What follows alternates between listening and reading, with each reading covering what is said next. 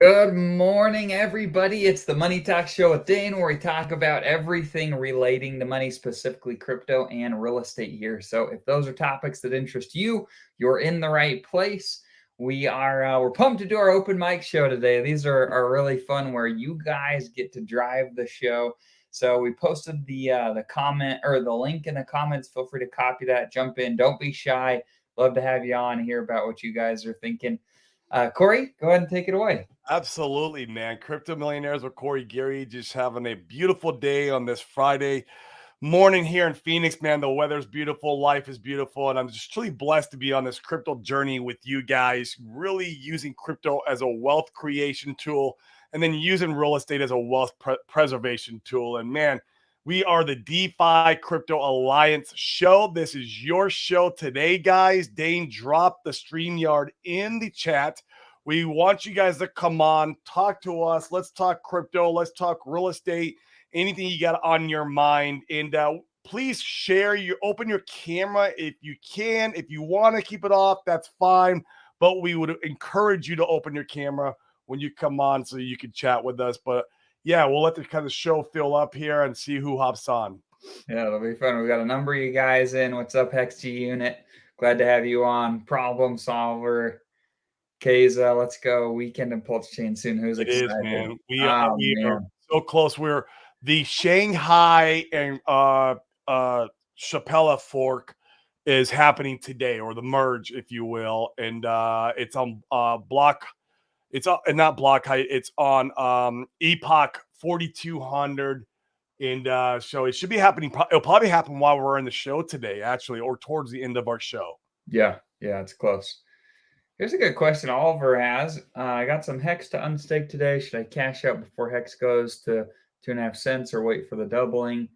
I mean, it's up to you, Oliver. Whatever you think, man. Are you in profit? There's so many things that we just don't know about your situation. Yeah, Are how you? much hex do you have? Like, how Yeah, much of a dry powder do you have? Like, your portfolio is specific to you, and everyone has a different portfolio. So it's really hard, without sitting down for an hour and have like a consultation type call where we really look at like your whole portfolio. It's a difficult call, man. And we don't know, will Hex go to 2.5 cents again? I don't know if it will. If you guys go look at the liquidity pools, we just entered the area where that big massive pool of liquidity that it's probably the OA or Greg the Duck. Greg the Duck likes to put in, large amounts of liquidity in certain areas as an anchor. And we're in that area now. And so I don't know, it would take a lot of sell pressure to push it down into that 2.5 cent range. It could happen. I'm not saying it won't, but it's going to take a lot of sell pressure now, because now we've right. entered that liquidity, that really thick liquidity area. So yeah, Oh, he says he bought it 2.5 cents. So you're in profit. I mean, and we can't tell you what to do. We're not financial advisors. I can tell you generally we have built our positions where we're pretty satisfied with our Hex. We have our market cycle stakes out to 2025. yeah.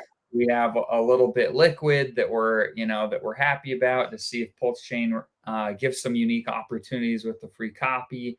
And then we're holding pretty significant amounts of crypto and stables to be able to bridge over to build our Pulsechain, Pulsex, PHEX stuff on Pulsechain type of bag. So you've got to find that balance for you and what makes you feel all warm and fuzzy when you go to sleep at night. And so there's a real general overview of how one could think about that. Very well said. Very well said. It's so specific to oneself. Oh, Julian, the Hetzikin, are you, if I'm not mistaken, are you the one that made HSI, what do you call it? Is it HSI Watch or HSI Watch. If that's you, man, I would love if you came on the show. We dropped the link in the chat. You could come on the show and present HSI yeah, we'd Watch. love to talk about that. I would love to talk I'll about it. I put the think link in the chat again to join. It's the StreamYard link. There you guys go. an amazing tool, man. I mean, I look at that thing like every other day. You can see how much hex you're accumulating in your stakes. You can see the dollar value of your stakes. I mean, it's an amazing tool. And Hedron and Icosa too. Yeah. Oh man, this is It's an interesting look out there, I'll tell you that. We're not going to comment on this one a whole lot. Yeah, I don't. Yeah, Yeah, yeah. Go and you can go do your own digging on that one. I'm gonna stay away from it. Yeah, yeah. Yeah. What do you think about Pulsey project sack or do not sack? I mean, we've sacrificed. So once again, this is a good like general approach to things. I think it's really healthy to weigh and say, we appear like we're probably very close to Pulse Chain launch. And do you think anything that you can sacrifice for right now, do you think that it'll outpace the potential gains that you could see in Pulse Chain and Pulse X? If the answer is no, then I would say, why are you doing it? So you've got to weigh, yeah, you've got to weigh those decisions for yourself. I can tell you that I personally am not sacrificing for anything else. I want to Yeah, build my Pulse X bags. you need to be careful. I mean, I've done a little bit of due diligence on this project. Not that saying that it's going to be a bad project or anything, but it doesn't have like a lot of hype behind it. I don't see a lot of marketing happening. You want to invest in projects that you're anticipating to be explosive when Pulsechain launches. And I'm not saying it's a bad project. I just don't see all the big, fireworks coming out of the gate with this one. And that's Right. my personal opinion because I did do some research on this. Now they do have, if I'm not mistaken, it could be closed. They had an airdrop or if you were I can't remember if you were a native hex staker or if you sacrificed for another project, you have to go in there and do some due diligence on it. You could just paste your public address into their form, and you could get eligible for an airdrop. And like I said, I can't remember the criteria anymore on that. But I did do that, so that was as far as I went. But man, we got a special guest today. This is going to be exciting. Yeah, this will be fun. Appreciate you jumping What's in, up, man. brother? How you doing? Hey, thanks for inviting me on. Absolutely, man. So Is that give me your your? how do we pronounce your name really quick? Is it Ju Yes. Young? It is. Yep, Ju Young. Okay, I want to make And sure your I know that. HSI watch? Am I not mistaken? Yep, that's me. I built Good, that. bro. I Run. love your freaking tool. I'm on it every day. And in fact, you helped when you were recreating the new one. I know me and you were going back and forth in the Twitter, and you were helping me making sure I could view my stuff right, and you were fixing some things. And man, now it is spot on, and I love the tool, man. Great job, great job.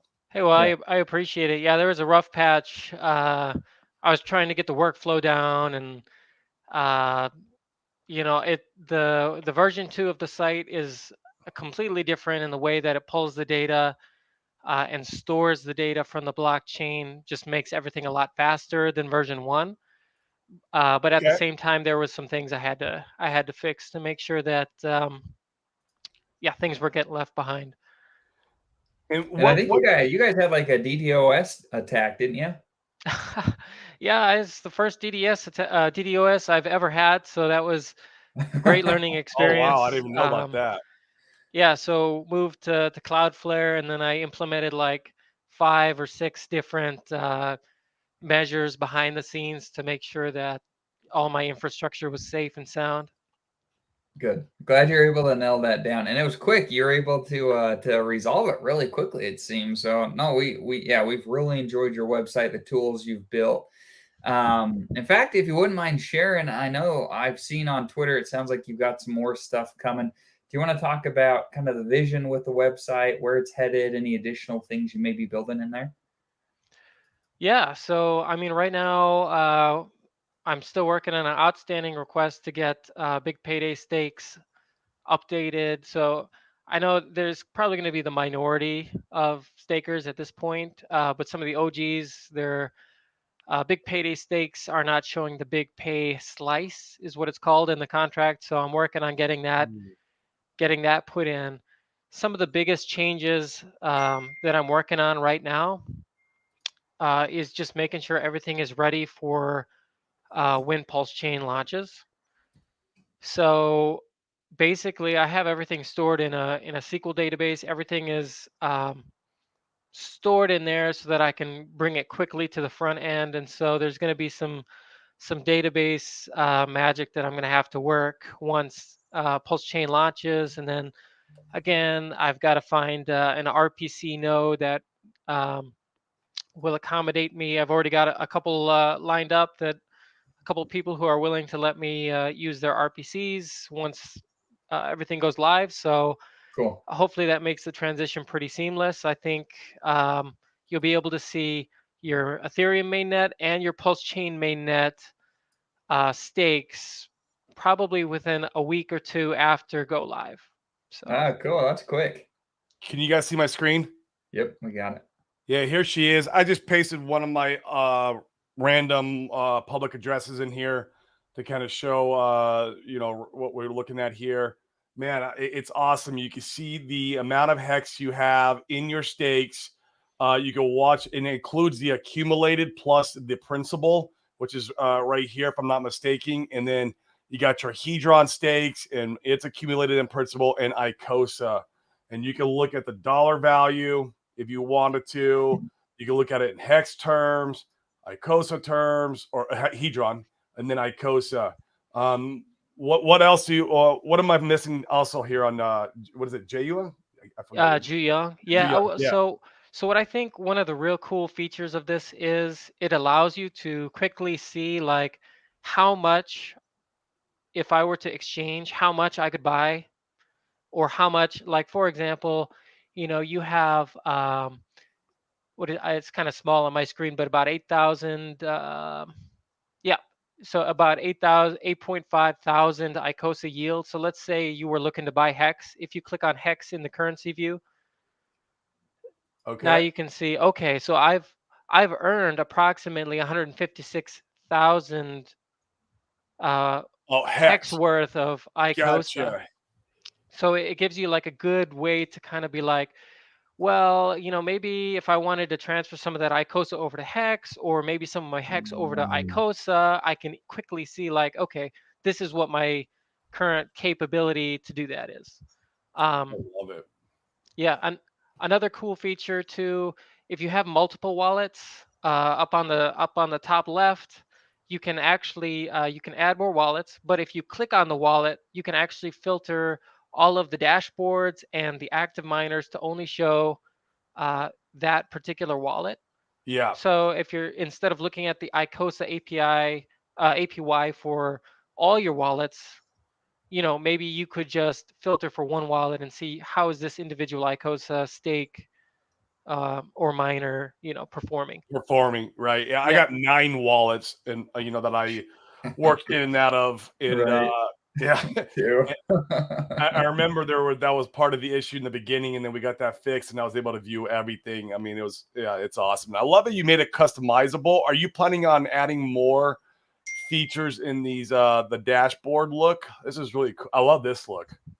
I just kind of did that just for fun, and like I wanted to like de-stress, I guess, because I was like at the time I built these themes. I was in the threshes of the ICOSA and Hedron calculations, and those were a Yeah, beast to tackle. I had to like reverse engineer the smart contract and figure out how to transform the data in SQL, and SQL doesn't like big integers. So yeah, I was like, it took weeks to get that done. I was like, I just need to do something fun for a second. I gotcha.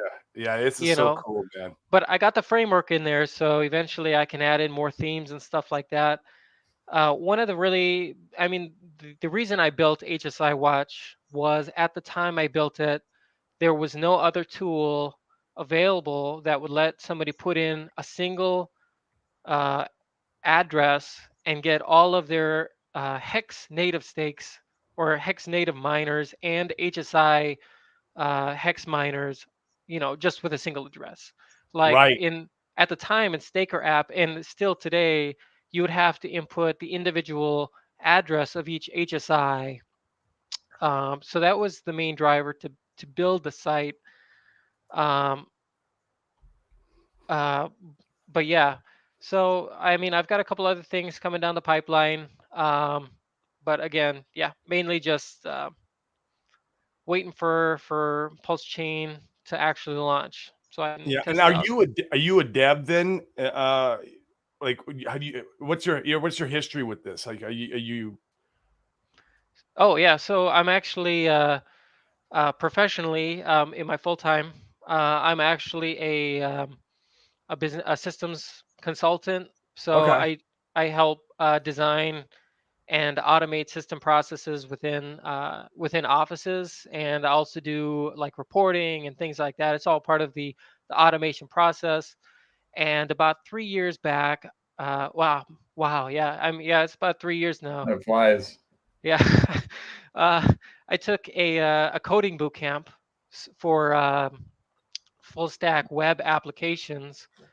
It was a 2 month boot camp, and that kind of kicked off my journey. And then when HSI launched, when Alex did Hedron and all that, I was like, I got to get on this, and I tried to put what I learned there to work. So when Hedron launched, that was actually my first time doing web development related to Web3. So that was really exciting for me, and that was kind of why it was like slow at first, and then over time you can see kind of how it evolved. Very cool. Yeah. Very cool. What's up, Crispy Man? Crispy Man's on too. If you guys aren't tuning into these guys, they're jumping in the show. Go check out HSI Watch. It's a great website. Crispy Man has built some really cool tools as well to be able to see all of the Richard Hart Hex type of ecosystem stuff. It's incredible tools. Why we've got you guys on? What are your guys' thoughts on the idea of Hex touching back down closer to 2.5 cents? Of course, nothing we share on the show is 2.5 cents, or is 2.5 cents. Financial advice. Before you jump into that, I just Yeah, want go ahead. I just want to thank Ju Young for the work that he's been doing on HSI Watch. I mean, it's been pretty cool to watch that evolve, and I know that it takes a lot of effort and there's a lot of expense. And I don't recall if you have your Patreon up or not, Ju Young, but if you guys can support him in any way, I'd really appreciate it too. Absolutely, yeah. He's got a little section there on the HSI Watch where you can donate to. If you wanted to donate a little bit of whatever. Our experience has been that nobody donates. But yeah. But anyways, we need more Ju Youngs, because I think that's what DeFi is about, is that that everybody gets to be able to get to this information. Hey, well, I appreciate it. I was privileged so my friend was actually like one of the first people to invest in Hex, and so he's like already really well off. At the time that he was investing, I was kind of drowning in debt, and I was like, he's like, you should invest in this Hex thing, and I'm like, oh man, I don't know. I thought about crypto 10 years, or like 5 years ago, something like that, but and then after a while, I was like, no matter how much I pay my debts off, it's always the same. And so I was like, I'm just going to start putting a little bit towards Hex and pay a little bit less on the credit cards, just kind of shift that ratio. And, it was really able to get me out of debt. So I'm like eternally grateful. And I just wanted to pay that forward, I guess. The kindness and the gift that my friend gave me by leading me to Hex, I want to pay it forward to the community. So I'm just appreciative. Do you have a Patreon though? Cool story. I do have a Patreon. I'm not very active on it. I've got like three supporters from back when version 1 was live. Covers part of the costs, and they've been like, I'm just really grateful for them. Because there was a time I had some medical issues and I dropped off the radar for a while, and they've just always been like the three amigos that have really supported, and really, help take off some of that financial burden. So very cool. Very cool. I'm telling you guys, I find it remarkable in our ecosystem. There's so much support. If you've got something cool you want to build or do, the community is oftentimes really willing to help. So yeah, it's remarkable. Yeah, we've gotten a lot of help as well with our intro video, our outro video. We've gotten help with strategy. I mean, all sorts of different things. So we appreciate the community as well. And it's an opportunity to build all of our bags from participating and doing what we can to spread the good word. 100%. Yeah, give us what are your guys' thoughts on Hex? I think Kaiser here? Yep. It's a great this is an interesting comment. If we don't see Pulsechain until mid-May, I'm almost certain the Hex is going to 2 cents, especially if the whole market is tanking. It's an interesting point. There's a lot of talk right now about a strong pullback across markets in general in May, the whole like sell in May, go away type of narrative. What are your guys' thoughts on that? Well, thankfully my time horizons are so far out that Right. I plan in years, not in months, quarters, not in Or days. like some people. Yeah. Yeah. Hey, listen, what are we at? We're at 5 cents, right? What's 10% of 5 cents, half a cent, right? So could we see an 80%, 90% dip? Sure. Could we see 70%? Sure. I mean, it's just how it is, right? It's kind of like the bigger picture. It's not about whether or not we see the dips, and I understand I'm tied up emotionally as well, right? So if we see a 90% dip, it doesn't mean I won't be crapping in my pants and upset. It just means that I have to tell myself that yeah, it's going to happen. It did happen, and not throw myself off the cliff because that's what happened, right? Because I can go back and look at 1,000 different assets and narrow it down to the top 10 and see where they did 50, 70, 90 multiple times, and it wasn't the end. So it's not about whether or not things dip or not, because volatility is in the game. Volatility is wash, rinse, repeat. Right. And so you can't get wash, rinse, repeat unless you see that, and that's how it is. And wash, rinse, repeat is the transference of value from those with weak hands to those with the stronger hands, right? Yeah. Anyway, those are my thoughts. So yeah, it's certainly possible. I think 2 cents probably pretty reasonable that we might go to that level, but I say that as the price is going up towards 6 cents right now. I know we've been pumping this morning. I know because my liquidity position is starting to. Yeah, It's getting thin on the upper side. And it's about to pop out again. I'm like, okay, well at least I'm making money. We're in that really thin zone too, where there's not a lot of liquidity anymore. I don't know if you it's a really thin. It's right above the OA's liquidity. Which means if people start making big moves, it can really affect it volatile, create the volatility. Yeah, my LP positions just came in. I had done an expanded range. I've finished my testing, right? So, my first phase of testing where I did like a whole bunch of positions to try to figure out what I wanted. Got some advice from people that know what they're doing. Right. Refine that a little bit and said, yeah, I probably don't want to change liquidity positions like underwear. So what does that look like? And so now I'm getting a feel for that, and a lot of this is presumably in prep for a Uniswap V3 like Pulsex on Pulsechain, right, to understand what I need to do. But so there's some greater theory. If you take all of our personal feelings out of the mix, there's some reasons why market makers might want price to drop. Mm-hmm. Yeah, and in my experience, as soon as I sell, that's when the price goes up. So that's my indicator. That's our indicators, right? I literally I got out of my LP position. I was in a little bit of profit, but I got out last night because I was like, oh, price drops further. I don't want to be holding all this. My priority with that was to earn some fees in the short term and then go back to USDC just to have my USDC position, my stable position in a place where I was really happy with it for a mainnet launch to bridge funds once the bridge was open. And then of course it moved perfectly back in and I'd be earning mad fees and be up right now. So all part of the fun. The only time I move funds from Hex is when I'm moving it to Hedron to catch some cheap T-shares at like a 60-70% discount. Mm-hmm. Now, don't blame me on that one, man. I picked up a bunch last weekend. It was a gift from the gods last weekend. I couldn't believe it. Oh, Absolutely. was that with all the 50 Uh-huh. t-shirts? Yep. Yeah, I got some of those. And it's nice because HSI Watch shows my position now, my enhanced position. I'm like, wow.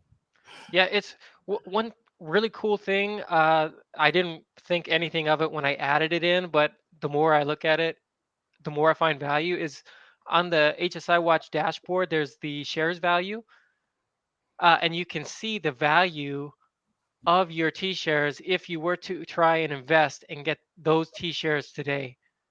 And so it's Right. really cool to be like, wow, like I've got, there's no way I would have all this money to invest, but the investments I have right now is equal to like this huge amount. It's just insane to think about. Yeah. It Yeah. is. Well, stand by. You're going to see more of that as we go up into into the bowl because it is crazy, right? Because you can go look, whether it's your own or other people, you can see where people put $5, $10 in, and it was worth thousands or hundreds of Mhm. thousands of dollars, and so that's a very real thing. Yeah, absolutely. And this is cool. Randy says that additional liquidity has been added in the ICOSA pool. Yeah, I saw that. That's good. That's That's good. I bullish. I guess. like that a lot. It is Well, bullish. that's a trap, man. It's a trap.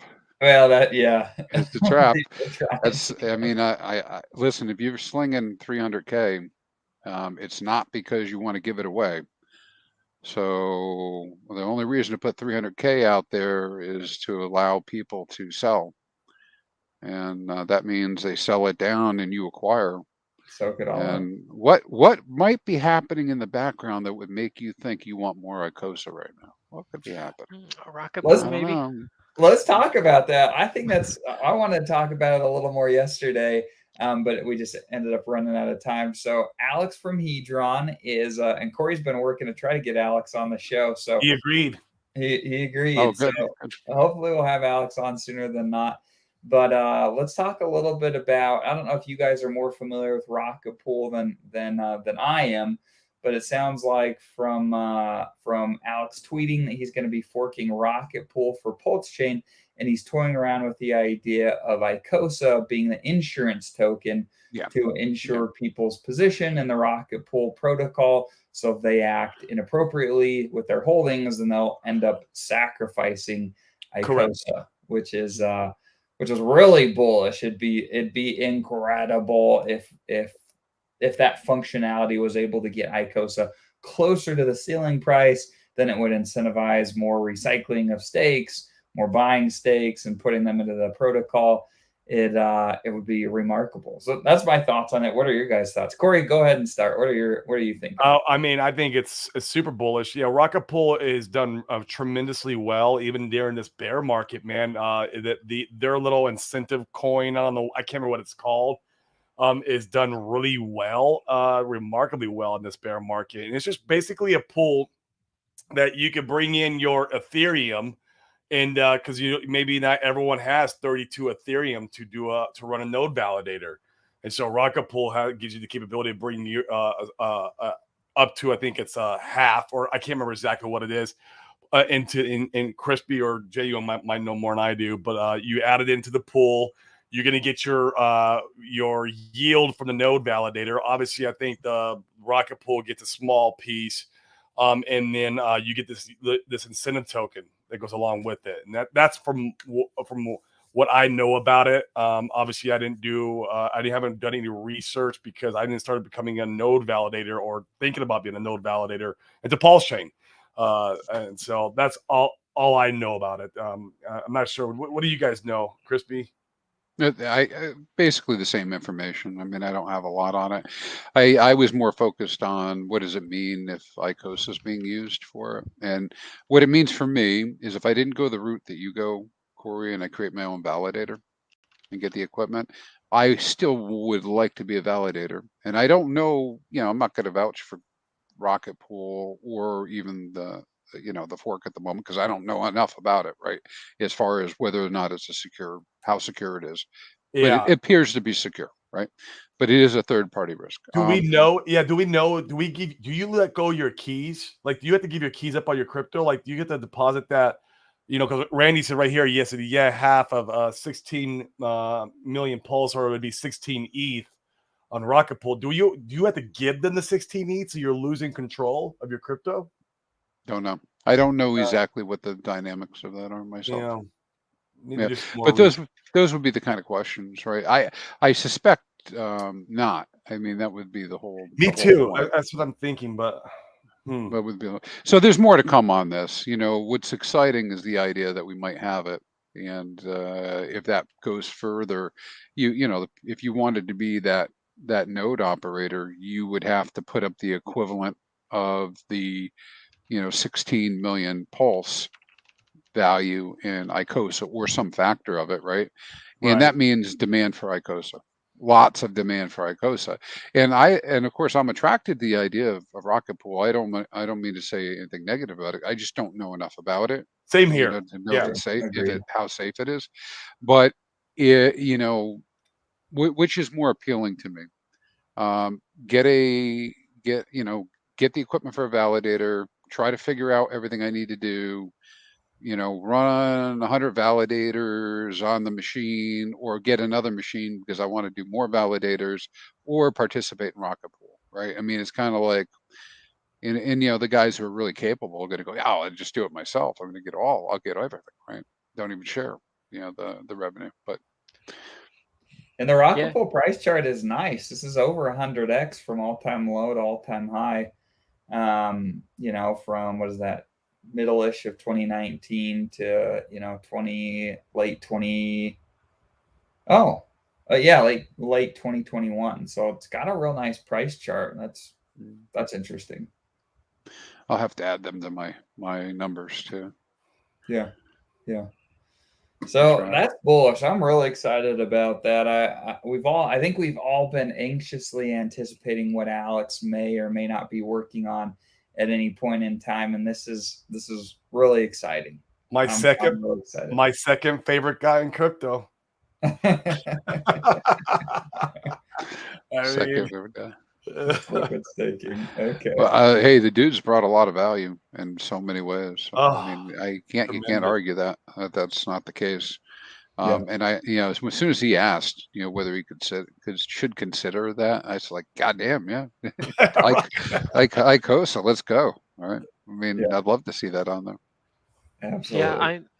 I mean, there's not a lot of utility outside of staking right now for ICOSA. So if ICOSA is used for a Rocket Pool type application, that would bring a lot of, I think, adoption and value to ICOSA holders. So, and you saw that price chart, so that could very easily be transposed to the ICOSA price chart. Isn't it remarkable how we're tying in Hex, because ICOSA is tied to the T-share, which is tied into Hex, and we're tying everything into Hex, like including the node validator for Pulsechain is now tied to Hex. What? That's remarkable. It's really cool.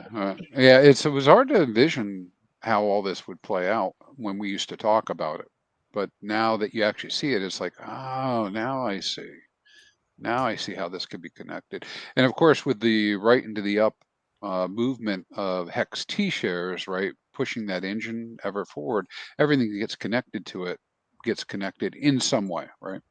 Yeah. The only way you can get ICOSA, right, at this point is by staking ICOSA, and how much you get is dependent, or Hedron, or having a Watson, but new stuff. The only way you get that is, and it's going to be a factoring of, or some math against T-shares, which are going up and to the right, which drives scarcity, at least in terms of how much comes out in inflation, blah, blah, blah, blah. I mean, there's just like so many different things that I'm not sure any one of us can grasp mentally what all it means, but there's a lot happening at one time.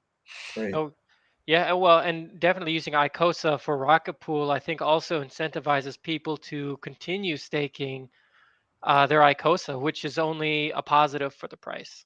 Right. Less sell pressure. Yep. Yeah, I think adding the extra will, incentivize even more Quattro Cinco staking. Right. Absolutely. Sprackburger says RPL is a beast. I've staked ETH on RPL and it's liquid RETH. Cool. Oh, cool. In return, you get liquid RETH. So that's the derivative that's earning that, and ideally that your interest that you're earning is, inside that derivative, like kind of like how Maxi is with Hex. It represents your yield in the Hex. So interesting. Very interesting. Here's a good question. What are your guys' thoughts on this? Once 2025 rolls around, we're nearing the top. Do you plan on liquidating your entire portfolio, or will you leave some in? I think I know where Crispy Man lies on this one. But yeah, what do you guys think? What do you think? Where do you think I lie on this? I mean, I think that from chatting with you, it sounds like you're probably staked out, relatively long, and so your ability to go and sell everything at 2025, apart from early end staking, your hex staking ladder, you're probably holding a lot of your portfolio for significantly longer than 2025. Am I wrong on that? We'll see if no, not at all. Well, I was lucky that when I came into crypto, I was listening to some of the earlier guys, some that have even disappeared, right? And I came up with the idea of listening to them that crypto is a long time frame. It's not 1 or 2 years. So I have very long plans. Very long plans. I like it. How about you, Ji Young? What are your thoughts about let's say that the 4-year cycle continues, top 2025 at some point. What are your thoughts with your portfolio? I mean, I got a pretty good staking ladder out. Oh, no, go ahead. Go ahead, Ji Young. Oh yeah, no, I was just gonna say I got a pretty nice staking ladder out. All the way up to 15 years out from now, or probably about 14 years now. But I think as long as I have enough to provide for me and my family, that's really all I want. I think that in the long term, and again, this is not like financial advice, but I think crypto is going to continue doing well, and there's always going to be those cycles. And as long as I have enough to provide for me and my family, I'm just going to leave the rest in there to accrue, more hex each day. It's been very successful for me so far, and as Pulsechain continues to rev up and go forward, Hex, Pulsex, everything is going to be, I think, hitting overdrive and just continue to do better and better as time goes on. So I think it's good and healthy to take a portion of your liquid out every now and again at the top, but then when the bear cycle comes back again, you're just pretty much putting it back in. But again, yeah, as long as I have enough for me and my family, I'm just going to be staked as long as I can. Cool. That's a fair approach. How about you, Jim Rack? What's up, Jim Rack? Appreciate you jumping in. What's going on, brother man? Hey guys, I streamed this morning, so I was like, oh, I'm already in the mood. And then I saw open mic, and I was like, yeah. I was like, come on, let's go. Then they're getting right into the portfolio talk. I'm like, yeah. So what are you, give your insights, man. What are you doing? For me, I have a goals list. One thing that I do, I learned this from people way smarter than me. I write down everything. And I have a notebook right there, and it says goals right on the side of it. That notebook will come out at that time.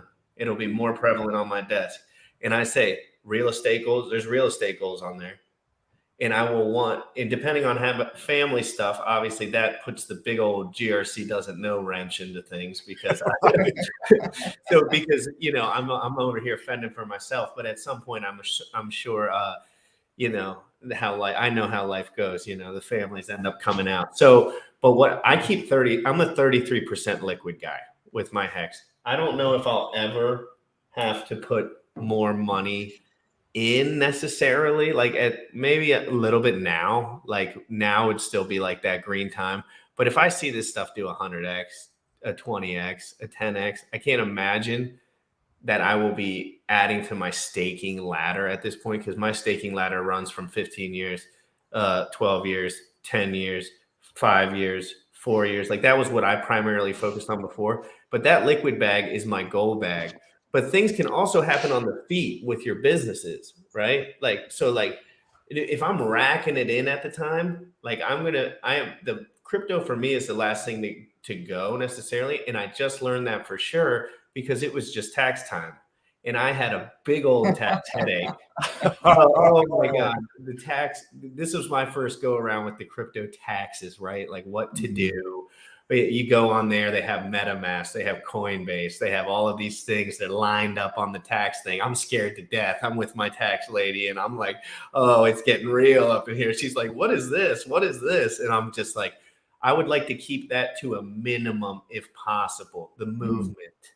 And that's so probably the last thing to go. But again, that 33% liquid for me, and I kind of do that with a lot of my stuff, like whatever it is, I'm going to have a liquid portion.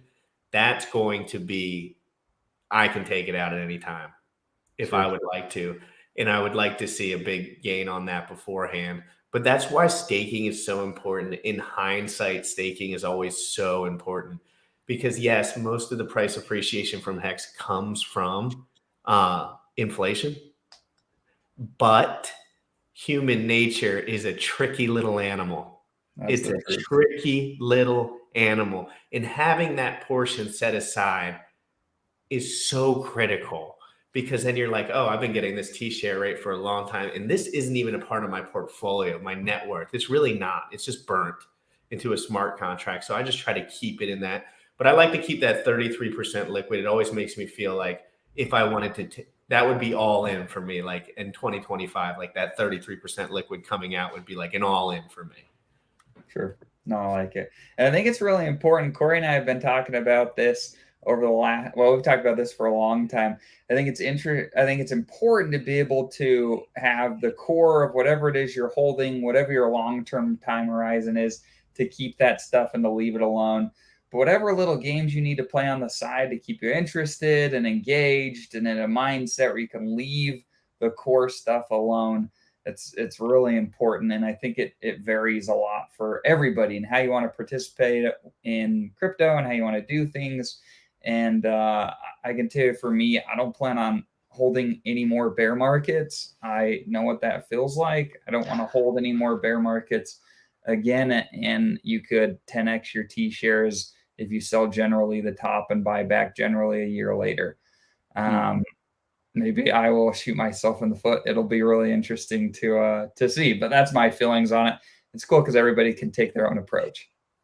I mean, my approach is that I'll be exiting everything I possibly can out in 2024 and 25, maybe 26. I'll ladder my exits out with the liquidity providing. And a lot of that money, man, will flow into real estate at that time. I say it all the time. This crypto for me is a wealth creation tool. Real estate's a wealth preservation tool. And I'm going to be using those tools, the way I see fit with them. And so that's what I'll be doing. So everything will be coming off the table that I possibly can take off the table in 2025. Now I have some long-term stakes. I'm not going to EES those stakes. No, Of course not. But like all my Hex that I've been DCAing in for the last 4 months, all those have been staked out only for market cycle. That's it. So 2025, I built a staking ladder from 2025 and then backwards. So every 6 months, I have a massive stake coming out during the next, hopefully anticipated bull run. And that's how I'm going to stake my Hex, from now on. It's just in market cycles. I have my long-term. That's good. It's there. Maybe I'll give a couple of those to my daughter. Other than that, for me, I'm going to take off what I can in the next market top and put it in real estate. Yeah, that'll be fun. I've got to pop off, guys. So Corey, I'll let you wrap it up, but appreciate everybody jumping on. I'm also going to drop. Hey, thanks, Dane. Thanks, Corey. You guys. Absolutely. Yep. Have a great day, Dane. Have a great day, Crispy Man. Bye, Chimrat. See you later. See you guys later. I want to touch on that real estate piece for a minute, if I have a second. Yeah, let's talk about it, man. I got a few more minutes. Just real quick, because I'm a newbie to real estate. Ish. I mean, you can only be a not newbie to real estate for So when these houses accrue value at a certain point, are you always looking for a low interest rate, to refinance at a low interest rate, or what's always looking to refinance? Yes, absolutely. But don't let the interest rate scare you. If you can get a smoking deal on a house, but the interest rates are asinine, go ahead and lock that deal in even with the high interest rate, even if the interest rate's 10%, I don't care. I'm going to lock that deal up, get it funded. I can refinance later on a different interest rate. That's always, you can pivot that whenever you need. And so like I've done it multiple times where I've locked up deals on private money at a 10, 12, 13% interest rate, and then came in and refinanced it out with a traditional conventional loan at a 3 or 4%. And you want to grab the deal because deals are hard to find. Interest rates aren't. You'll always interest rates will always return, correct, to a degree. Yeah, to a degree. We might not see the low 2% that we just saw in this last market cycle. It might be another decade before we see that again. But I believe we'll see like 4, 5. That'll be no problem. Dude, I nailed that 2.5% interest rate on one of my I only own one property, but my goal is to have another one, right? Absolutely. So, and I got the 2.5. I got renters in the crib. It's all nice. It's making me money. I'm not touching it at all. And the interest accrued over 4 years was almost double the property value.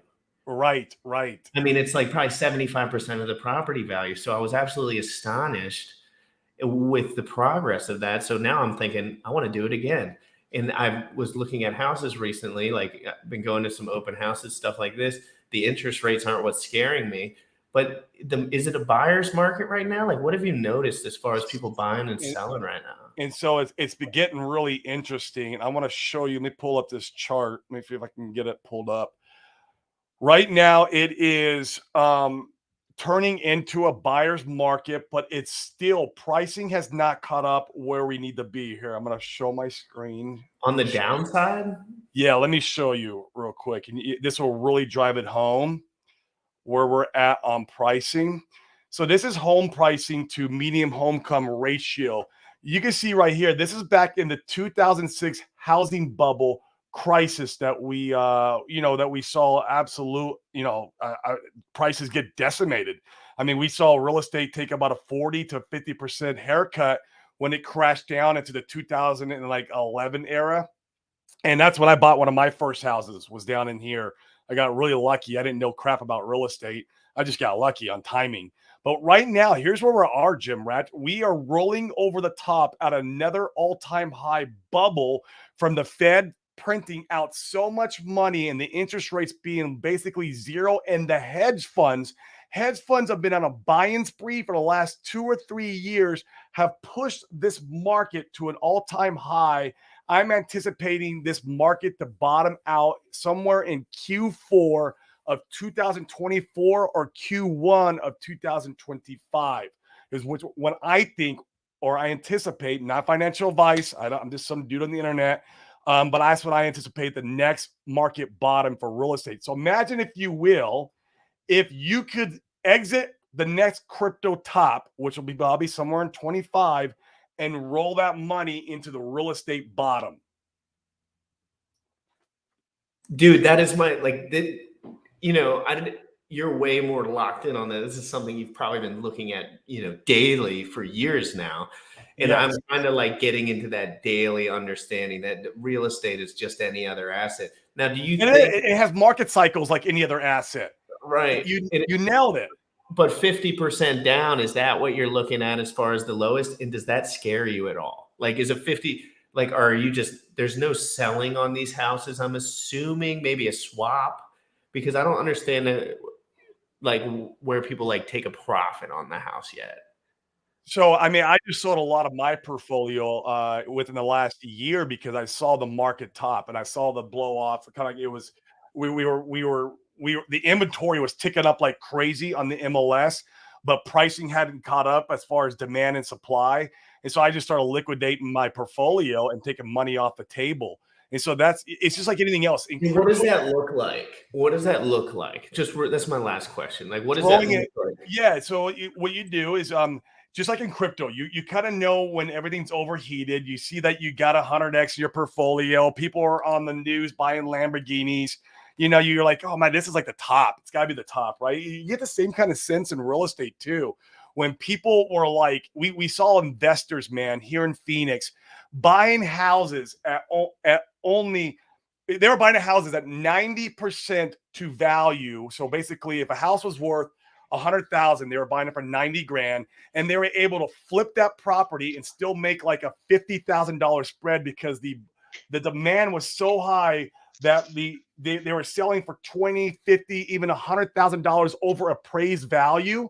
That's when I knew we were at a market top. I was like, we are at the top. This is going to crash. I don't know when or how, but then when the Fed started raising the interest rates and we start seeing all this other, indicators coming into the marketplace going, oh my God, here it comes.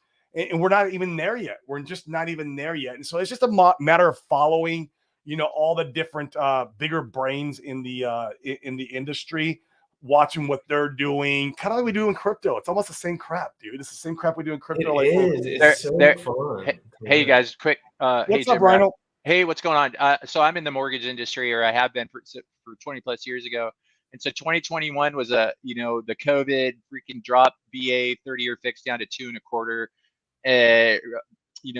Conventional was 2.75 on a 30-year fixed. And so there's a great resource, Jim Rat, if you are interested in having your finger on the pulse of what's going on in the real estate market for future purchases. And that's a guy named Barry Habib. And then he has a website called MBS Highway, and MBS stands for mortgage-backed securities. MBS Highways. So it's probably like maybe $69 to $99 a month, but that will give you an education as far as what's going on with real estate, because it has everything to do with the interest rates. And yeah, so my 2021 was good. My 2022 was not good at all, and but it led me here. So, and then hey, one thing I wanted to add, a comment I wanted to make, Corey, is I had between 5.2 and 6 cents on Hex. I had 15K of liquidity, and I was making money. And when I saw it drop down to 5.2, I asked myself, do I want to buy? Because I'm really feeling like I put out that you guys can check out my Twitter. It's Rhino Chaser 10. I actually just changed my name, but so to me, it's looking like that 2 to 3 cent, that 2.5 to 3.5 cent area, those two fair value gaps. And if you look at the RSI and you look at the trajectory of the Hex price, and then if you look at the where the fair value gaps are, and then the RSI, right, it drops down to 20, and that usually represents, like when it took off from 1.7 cents up to 12.5, the RSI was down around 20. Well, right now we're not quite there. So if we go back to that same level on the RSI around 20, the trajectory of that is at the same time the trajectory of the price of Hex dropping to 2 or 3 cents, which is where those two fair value gaps are. So so I asked myself, do I want to take 15K of Hex at 5.5 cents when I could get twice that much if it does drop down? So I left 5,000 on. I'm like, I'm okay with 5K at 5.25 cents, and then I took 10,000 off the table. That was a good move, huh? Nice. Yeah, I love it, man. I did the same thing. I shifted my liquidity position. I made like 4 or 5 grand on it. I shifted to the downside, and then yesterday it slammed into it when we had that big sell. And I went through that very small gap where there was very thin liquidity, and it's been making money. I'm going to pull it again because I'm like you. I anticipate more downward pressure as we're leading up until at least we hear something from Richard. And Richard's probably not going to say anything because it looks like he's going to do a stealth launch. That's what we're all anticipating now. It's like, I don't think he's going to do, oh, hey guys, here's the block height in 2 weeks. I don't think we're going to get that. So I missed that low for you, like 3 cents for 4.2 or something like that. Yeah, exactly. Like Access Alive is believing that it'll hit around 3.2 cents is what he's thinking. And this is before, right? Even this, I think we're going to see a sell-off of when mainnet launches. We'll see another sell-off, right? People are going to be like, "Oh, I got my copy." Boom, they're going to dump their Hex. So check this out. Let me interrupt real quick. Check this out. Here's a thought that occurred to me, Corey, was that let's say Richard, let's say the price does come down to 2.5 to 3.5 cents. Well, that's going to be just like every time there's an expansion, like the last expansionary wave of Hex. And there was 10 of them, 10 doubles. Every time it corrects 80 to 20%. So what if this was just the first expansion, of the next 10 that's going to take place over the next 2 years, and it corrects 85 to 90%. Now, listen to this.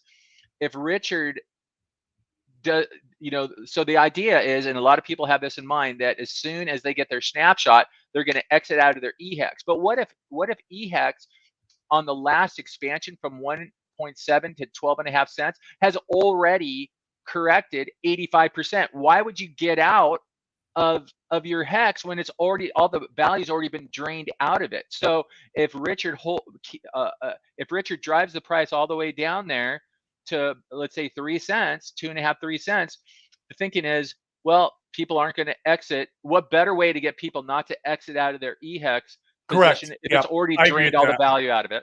I agree with that. Yeah, that way the traders are going to get a lot less economic energy out of the ecosystem as a whole. Yeah, exactly. I agree with that sentiment 100%. One thing I wanted to touch on before we get off the topic of real estate is back in 2020 when the pandemic happened, that dip there, and then like us going to the moon in real estate. Well, that was the time period real estate should have bottomed and should have corrected. That was when the end of the market. If you follow the real estate market cycles, that should have been to the end of the bull cycle. And the Fed turning the money printers on like the way they did and inflated it was insanity, right? And then drop it to zero interest rates. That it kept the market going. It prolonged it. So we're long overdue for that correction. Long overdue. And so that's why I'm anticipating it to be. Yeah, the equity on my house is just ignorant, really. I bought at the COVID dip-ish, or I refinanced. I can't exactly remember what I did, but to get the low interest rate, I think I refinanced. I must have known enough at that time. But then I just look at that and I'm like, we're getting close to what, 75% of the total value of the house in 5 years. Right. And to me, that just doesn't add up. I'm not thinking about the wealth of that. I'm thinking about this doesn't add up. Right. It's not crypto. I'm like, I did a double in my house, like in my neighborhood. Like there's houses everywhere in this neighborhood and location. But I can't believe I came on here for 15 minutes and just got my brain warped and got. I'm calling the real estate bottom online. Like Richard calls the top and bottoms of Bitcoin. I'm going to call the real estate bottom Q4 2024. That's the real estate bottom. And I'm going to share that information with all my friends that are first-time home buyers. Yeah. Now, obviously, you might be paying a higher rate, but like I said, don't worry about the rates when you're shopping because that can always be swapped out. Yeah. It's a weird dynamic that you're allowed to do. Like I gotta just dig a little deeper into this because I guess most people just never really care to learn this information. So when you're talking about it, when I'm talking about it, it makes a lot of sense. Like, of course, I'll just refinance when the rates go low. But I guess most people don't really wrap their heads around like rates going up and down. They don't think about it. Yeah. You're always worried about what's in the now, right? And so like you're never forward thinking. Investors, you have to be forward thinking. I mean, we flipped a lot of properties over the last 10 years. And so we always have to be forward thinking in the market, where the market's going, what kind of demand we have, is it we in the seller's market, buyer's market, what kind of concessions do we got to give when we're flipping these properties? I mean, they all matter to your bottom line. And so it gives you a different mindset. Treat it like if you treat it like an asset class, like you would in anything, like when the stock markets, you'll start to understand. Become a student of it, is what I'm saying. Become a student of the market, and then you will start to understand how it works. And you'll make money out of it. You can make a lot of money. At that point. You're unstoppable at that point. I mean, if you are putting money into these assets and being a student, just like you said, a student of the environment. Like you put yourself in a position where you can't fail because you've literally forced yourself into the 5% of people that even pay. Exactly. And that's how I treat crypto. I treat crypto as like, I'm a student of this asset class. I'm not in here putting money in it like a casino, trying to get rich quick. I need to learn and understand this whole economy because I only understand maybe 1%, not even 1%. I understand like 0.01% of how this whole economy and crypto works. And that's part of the goal of this YouTube channel is getting people on so I can like learn. It's, there's a part of it that I want to, like you, Jim, and I hear you say it all the time. I want to be the dumbest person in the room. And I did this because I want to get smart people on here so I can freaking take notes and I can learn and I can grow and understand this asset class. The same way I did with real estate. That's what I did with real estate. I would join masterminds, I'd hire mentors, I'd go to all these events, and I would, and that's how I learned, is being around these people who were smarter than me. Now I'm doing the same thing in crypto. Yeah, and I just try to provide like a little bit of value for these guys that are coming out with stuff. But you find that the guys that are coming out with stuff have like 15 years of experience, and it's like I'm willing to pay for dinner. Maybe I don't have as much money as this guy. I don't know. One of the guys that I used to follow, I think it was Jim Rohn at the time. And Jim Rohn. I love Jim Rohn, man. And he would always say, this dude has millions of more dollars than you. You should pick up the tab. You're getting more value than he is. Like if it was a dinner or something small where you're like, oh, he should pick up the tab. So tomorrow I get to go on with Buck. He's got a CFA. He's been in these markets forever. I pick his brain like a little gerbil. Right. I'm just like, tell me, what would you do? What's going on? And I love having the opportunity. So for everyone out there that wants to build a YouTube channel, profit doesn't always have to be your motive. Your motive can be, oh my God, I can provide a little platform. Yeah, I'll be the first guy to cover e-fiat, right? Right. And that will help him. But in reality, I want to learn from this guy. Like that's what it is. 100%. 100%. He's such a smart individual. We had him on our show one time too, and that was our highest watched show. Him and B Roots. B Roots is also very highly. Wait, I gotta watch that one. No, he's controversial. That's why he's always so. Well, he's the Moon King. He's the Moon King, man. But I learned a lot from him though, because he's been in the game for a long time. He has a lot of strategies that he implements, and he understands the game really well. On that, I learned a lot of things with him in the green room. You know what I mean? That's why I love the green room, man, because a lot of these guys would get them on here, and of course they'll talk all their game on here, but they'll tell you little secret snippets in the green room they won't even talk about on stream. And you're like, holy the green room, it gets crazy. Like right when the stream's over, everyone's like, all right, what can you not say on stream? Like, because you can't say everything on stream. You just Right. Not allowed. It's most of it. You just can't get into the real nuts and bolts, really, because you'd be liable. You'll be liable, yeah. And you got all the problems with the SEC and everything else, and YouTube shutting you down. It's like, oh my God, it's ridiculous. So hey guys, before you conclude the show, can I share my screen real quick? For sure, man. Go ahead. So what do I do to share it? You see down at the bottom, it should be a present button. Oh yeah. Oh, perfect. Okay, let me do it. Hold on 1 second. Share screen, then I get to pick which screen. And then make sure you do tab rather than the full screen, just because you might not be used to hiding all your stuff. Good tidbit. I've been always doing full screen. Let me see. Sometimes in the corners, there's like little attachments that it gives me. It says here, screen sharing is easiest with 2 monitors. I have 2 monitors. Screen sharing works best on a good computer. I have that.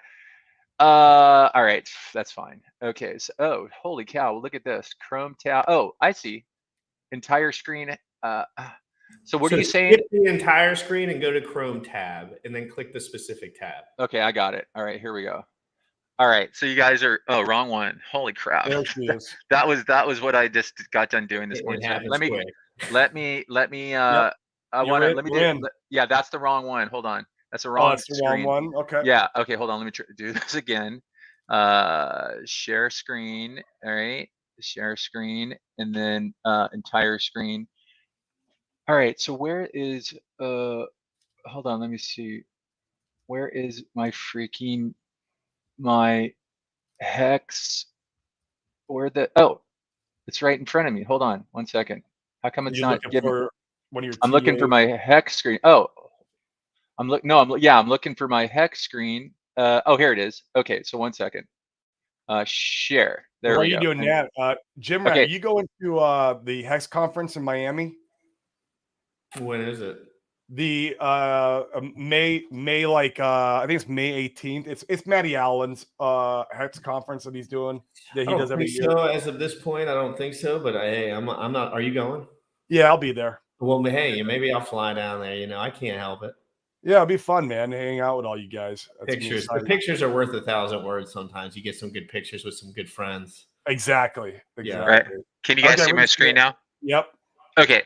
All right. So here's what I was talking about. So if you look at the trajectory of the price, it's coming down to about May, sometime in May right there. And then over here, this is the daily. So these are the 2 fair value gaps, which are around between 3.5 and 2.5 cents.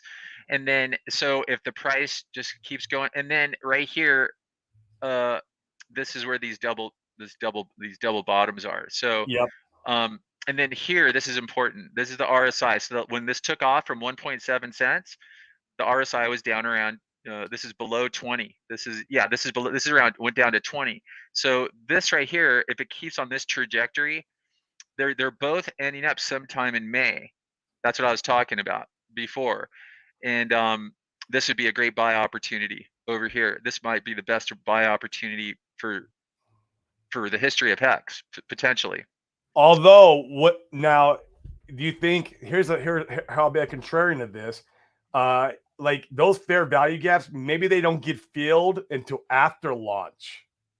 There's always a possibility that could be part of the buy the rumor, sell the news, where Hex gets sold off into that region. Because Waters Above said it too. Waters Above was saying, and he's great with the chart analysis and also the like moon cycles and stars and whatever else he's got going on. He's saying that Hex will hit around 2.5 cents also.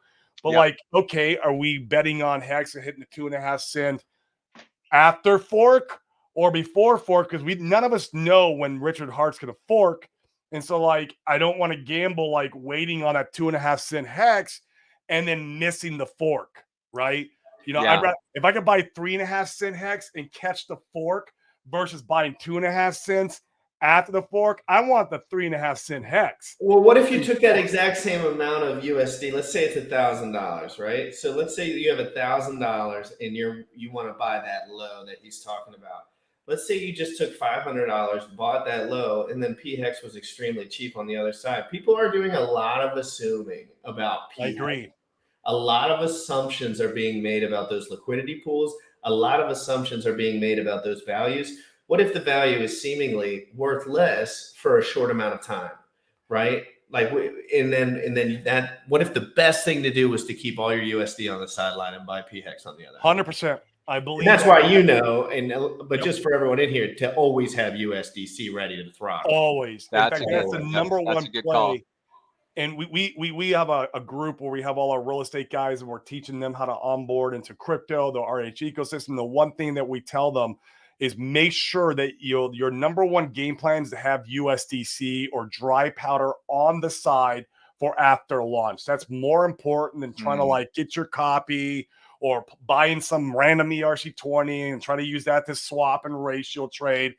Dry powder is the number one play, 100%. Yep. That's a good call. And then, hey, one other thing about this chart, you see that purple moving average right there. This is the daily chart on, and that's the 200-day moving average. So look where the price, all this time it went above the 200 daily. Now it broke the 200 daily. This is going to act as resistance too, potentially, the 200 Correct. daily moving average. Here's my other question for you. You said, so I had three, I paid too much in transit. Boy, it's expensive for those transactions, not the for the Ethereum transaction fees for liquidity pool. It's like freaking nuts how expensive it is. Going in and out, $50 to $70 every single time. Yeah, it's ridiculous. So I had three $5,000 positions because it was just my first time. I didn't know what I was doing. But anyways, and in some ways it was good because I don't have to exit my entire position the way that I did it.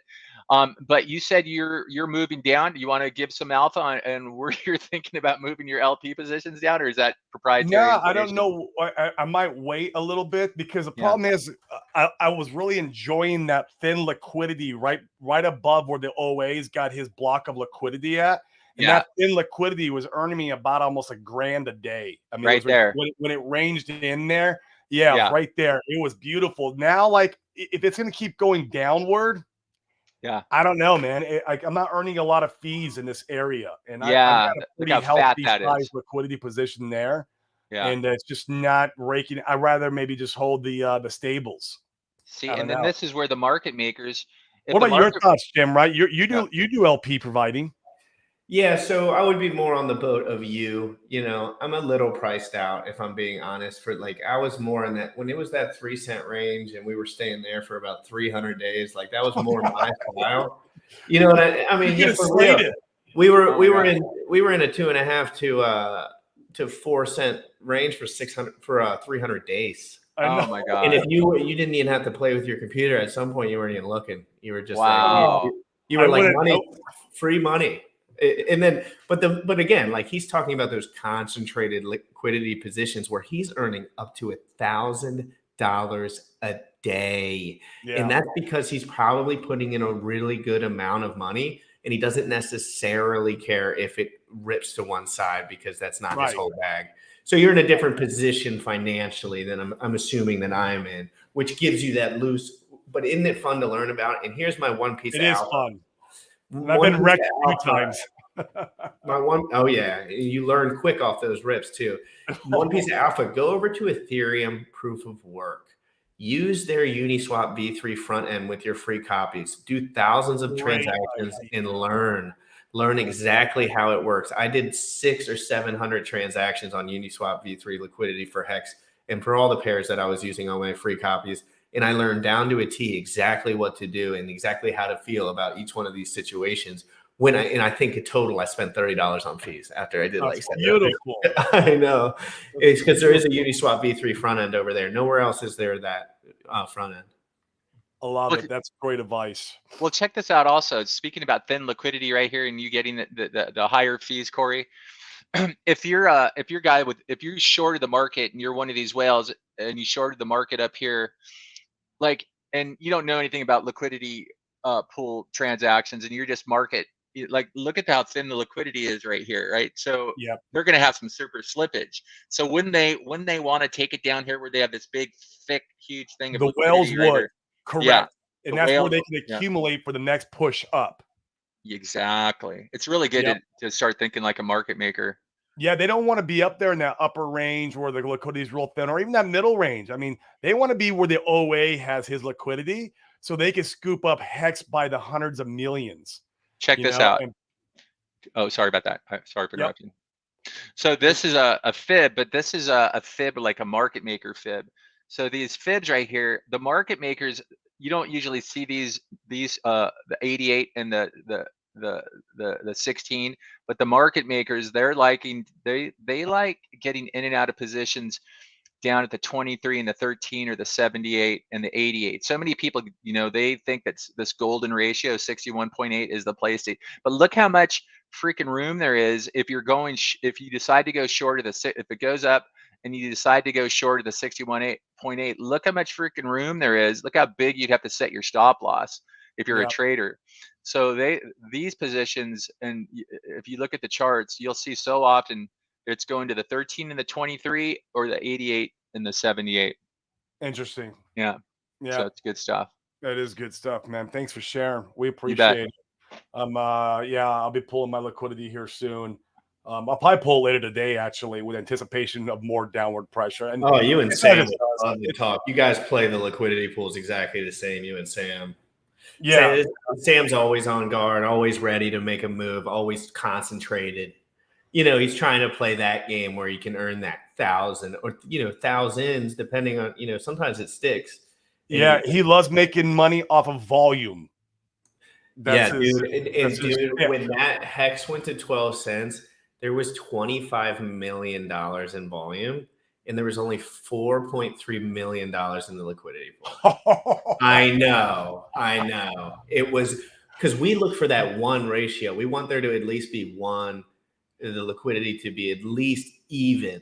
Exactly. The volume for that day. We were talking 5.3 times the volume that was sitting in the liquidity pool. The guys that were making fees were going bananas. Wait, Jim Rat, explain that to me.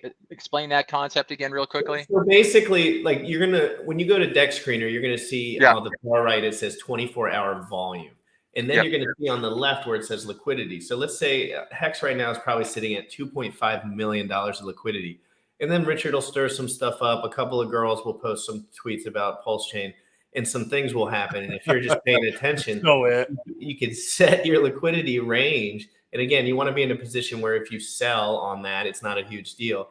But there was $25 million. It was $25 million of 24-hour volume on a $5 million, I think it was a little less than that, liquidity pool. That means there was 5 times as much 24-hour volume than was actually sitting in the pool. Wow. And we usually look for 1-to-1 as like a decent ratio. So 5 million in 24-hour trading volume versus 5 million in the pool itself. And that's like a decent spot to put your money into. So we were talking about 5 times that for people earning fees in those pools. It's crazy, man. It's crazy. And Pepe's got like, dude, I was looking at the Pepe volume per day. Oh, yeah. And again, I've never bought Pepe or anything like this. I haven't either, but if it 90% corrects, I might throw $1,000 just for a lottery ticket at it. But those liquidity pools were 5xing the 24-hour volume. That's what I look for. Wow. Check it out, guys, right here. Pepe. What do we got? You got Pepe on here? Okay. Yep, right here. Here we go. There, hell yeah, I got my eyes on this thing. Yeah, so look at the 24-hour volume on just like this. On the wherever they show, I don't know. Volume here. Let me get the volume indicator out here. Hold on one second. There we go. Look at how small the volume is right now. So, anyways, there we go. Let me hold on. Let me make this look a little cleaner. And guys, just like we were talking about on real estate, nobody looks at this stuff. Right. They don't look at it. And sometimes I get confused. I'm like, oh, I'm not ready for all of this. And then I remember no one's looking at it. They're just going to Uniswap and buying. That's when you turn from a market maker to a market participant. You know, like it is so fun and it's so interesting to learn. And you can never stop learning about these metrics and these things. These are real people spending real money on assets. Here we are. Check this out. So we had that 2000X. So it's come down to look at where it stopped, right at the golden ratio, 61.8. But, and then here's the fair value gap. There's what is this on? Let me see if on the daily, if you can see it more clearly. There's not enough data yet. Hold on, let's see. Let's go to the 1 hour. What's the pricing in that fair value gap? And that's what I'm looking at right now. Hold on one second. Look for if we were to actually put a little bit of a lottery ticket in this. Heck yeah. 1%. So let's see. Let's just see this. Let's see, because a fair value gap consists of 3 candles that where there's no overlap, right? So it's market inefficiency. Right here. Yeah, let's see. Okay. All right. So there it is. Actually, this is a tighter fair value gap. And what is this? This is the one. Let's just do it. Let's do the 4 hour. 1 hour is giving us. Let's do the 2 hour. Hold on. Okay. There we go. So this is the fair value gap right here, right there. And then the price, fuck, look at me. What? Like Let me see. One, hold on, let me count. 1, 2, 3, 4, 5, 6, 7, 8, 9, 10 zeros. Yeah. 10 That's zeros. it. 10 zeros. So let's bring this back. 10 zeros and then the numbers. So yeah, right there. Here, I could send you guys a screenshot of this if or you can 10 zeros and what? 10 zeros and like a 1, 10 zeros and a 5. 10 zeros and a 5. A the 5. top of the fair value gap is a 6, and this is on the 2 hour, and the bottom is and you know here I actually have an alarm already on this. So do you? Boom, boom, put the alarm right there, and then and then we're down around Telegram and your alarm goes off. Yep. And then we're down at around 78%, right? So remember I told you about 78 and 88. This is where the whales, they come in. And so yeah, put an alarm on this thing. Put in $500 and that'll be it, because if it's gonna push again, that's where it'll take off from. That's the landing zone. Hey, one quick question. So I was looking at Hedron and USDC, and I set the liquidity pool because it was freaking, when I did it on uniswap.fish, it was crazy the amount that it was paying. And so I went into the pool, the 1% pool. There was only one pool for USD Hedron, and when I set it, it was just single-sided.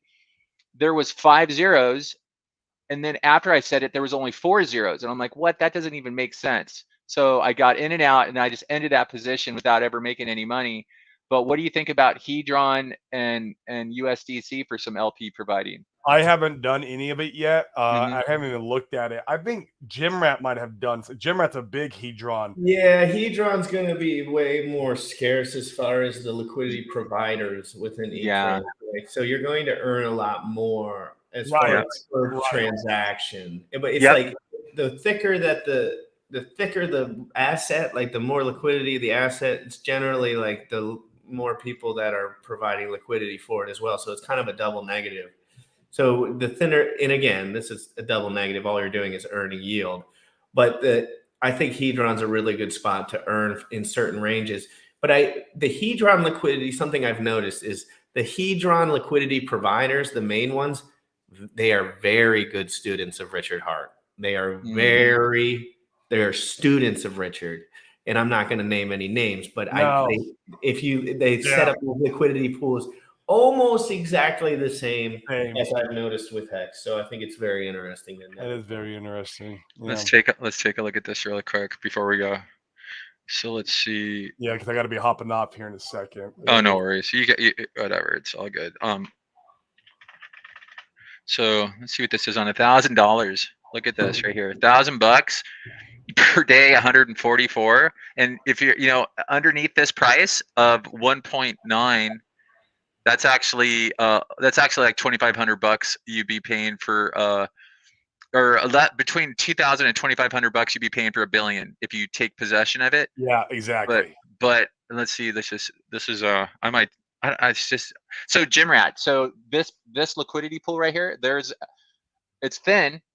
So I'd be one of the.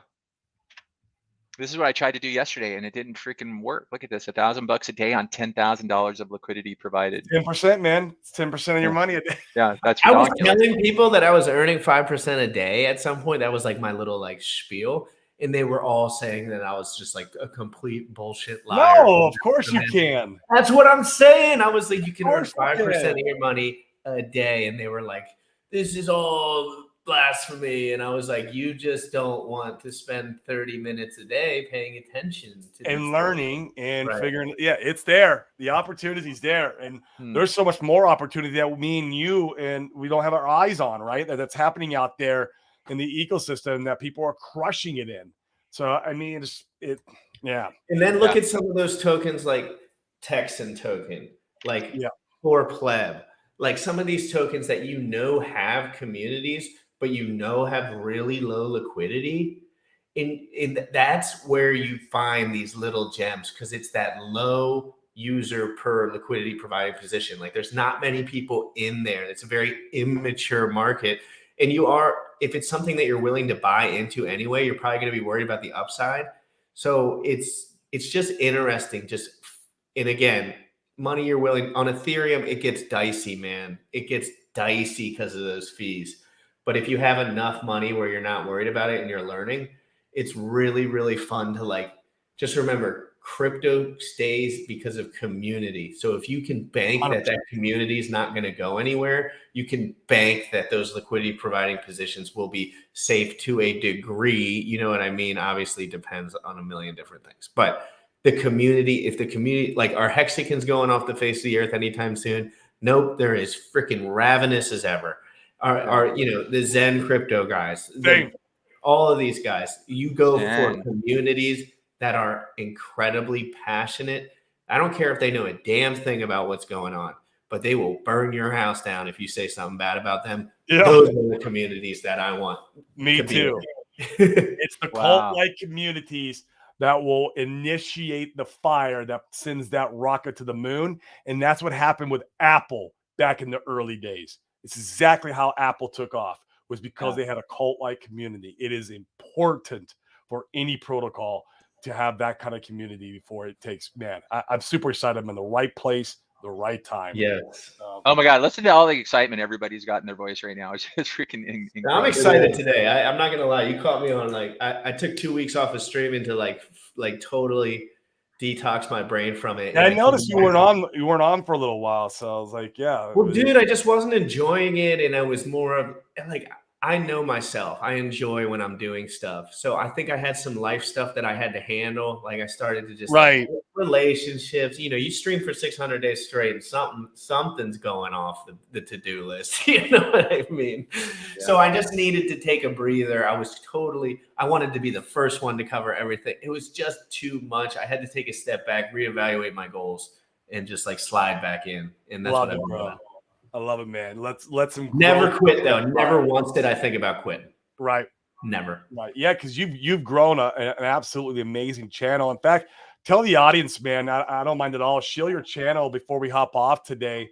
We'll love to know where it's a perfect time to shill because I have the Power City Core game theory tomorrow at 11 a.m. Eastern. Let's go. I have Pulsechain mainnet imminent. Buck has a message for the Hexicans. That's at 6:30 p.m. tomorrow East. And then we have Internet Money Wallet special guest founder KG on Sunday, 3 p.m. Eastern. I'm so excited for these 3 shows. I'll be on them. I'll be watching. And I would love to have you on with Sam. And Money Talk, so we can talk a real estate episode. It would Sam be fun. loves real estate. That would be a blast because, man, I love Sam. He's so knowledgeable of just, traditional finance and his knowledge there, man. It'd be a great show. I would love to pick his brain and learn a lot from him too. So, man, that would be I just see your eyes light up when you talk real estate. I mean, you love it. You love it. Yep. So, hey, cool guys. Hey, Jim Rat, what's your Telegram? I don't really use Telegram right now. I have you're on Twitter though, right? Okay. Yeah, I'm on Twitter at Jim Rat Crypto on everything. I was trying to find your name, but I couldn't find it, Rhino Chaser. I'll send you a DM. Yeah, send me a DM so I can make sure I follow you. I mean, you're a mortgage guy. You probably know 100 times more than I do about all of these things. Let's all work together, keep moving forward, and I hope you guys have an amazing day. And I hope everyone in the chat smashes that like button. Smash the likes. Hit the subscribe. Let's get this algorithm going so we can get you guys' bags pumped. Thanks, Jim Rat. We appreciate you joining in today. I appreciate you, man. I'll be watching your show all week this week. That sounds exciting. And Rhino Chaser, thank you for hopping on it. Rhino Chaser, tell everybody if you want everyone to follow you on Twitter. What's your Twitter handle? What is my Twitter handle? The handle, Rhino Chaser 10 is what I just changed my profile name to. But if I look on it, it says, I don't even know where to see this thing, you guys. Oh, it says at Glenn P. Groves, like a lemon grove, but plural, cap. Glenn P. Groves cap or Rhino Chaser 10. There you go. Cool. All right, guys. Well, I got to hop off. Thank you so much. You guys have a beautiful weekend this weekend, and I'll see you next week. Adios. Hasta Rastas. Have an amazing day, guys. See you soon.